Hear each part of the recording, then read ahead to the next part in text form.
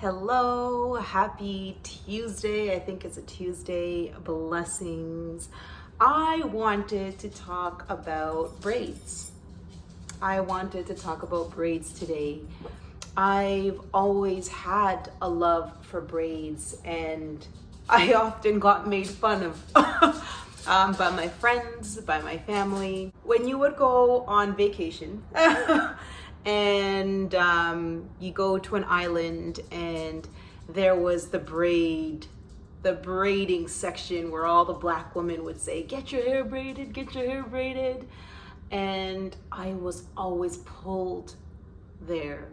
And not because of the way that the white people did it, like, ooh, we on the island, let's get hair braided. Like, that wasn't the feeling that I ever got.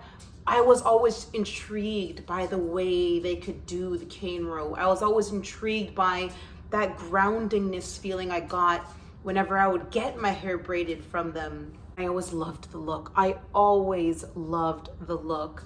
And I always got made fun of.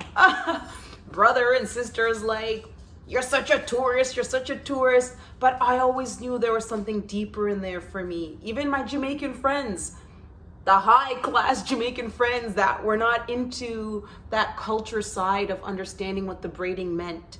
And it wasn't until I got older and did some research on braids and what it means to my ancestors, what it means to my past, and understanding why it's kept me so grounded. Braids are an integral part of my African and Caribbean ancestry. And it's really important for me to acknowledge this because I see so many people with these braids and cane rows and braid ups and box braids. But there's a deep spiritual meaning to it, and everyone's entitled to their own feelings. But I wanted to share the pull that I got with the research that I've done. The braiding in our past, in my past, was often done as roadmaps. A lot of the times when slaves were trying to escape, they would do intricate roadmaps as to where to turn, which direction to go, where to follow. And that's ridiculous. That is so amazing because it did help a lot of my ancestors get to where they needed to go.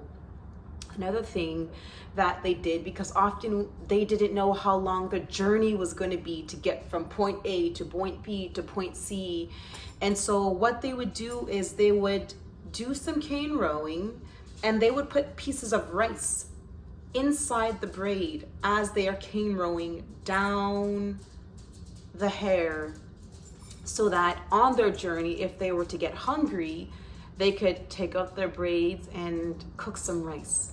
My beautiful ancestors did was they would get pieces of gold, tiny pieces of gold, and they would also braid it into their hair so that when they did find a place where they could start fresh and free, they would be able to purchase that land with the pieces of gold that they had in their beautiful braids.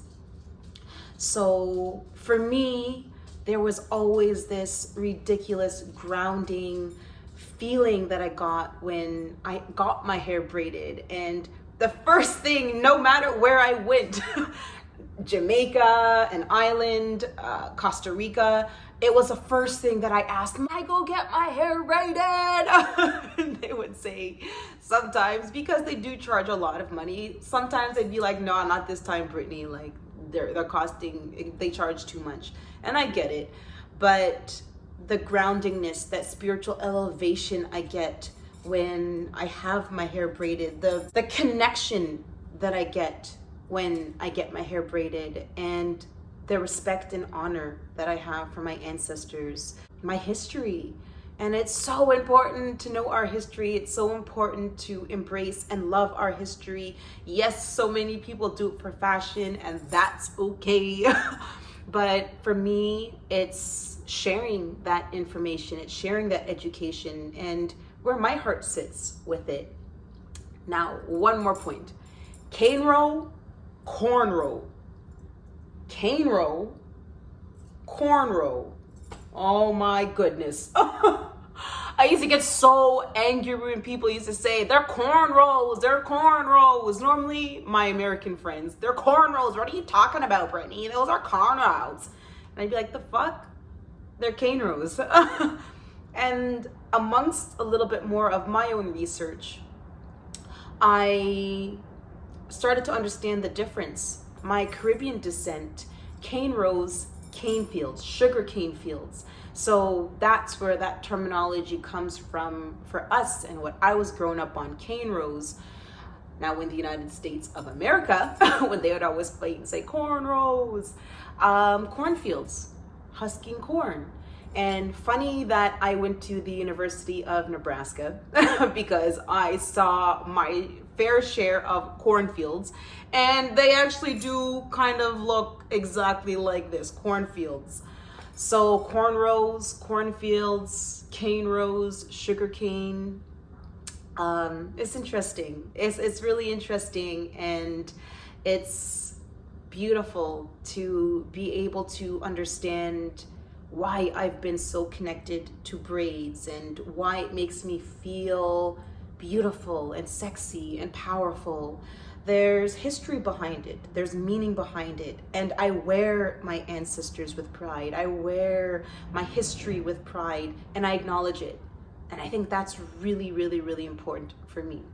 And for those who didn't know this spiritual balance behind braids and what they used to hide in their braids and the roadmaps they used to do on our amazing hair, I hope you enjoyed that, because it meant a lot for me to be able to realize and understand the power of black hair. So God's blessings.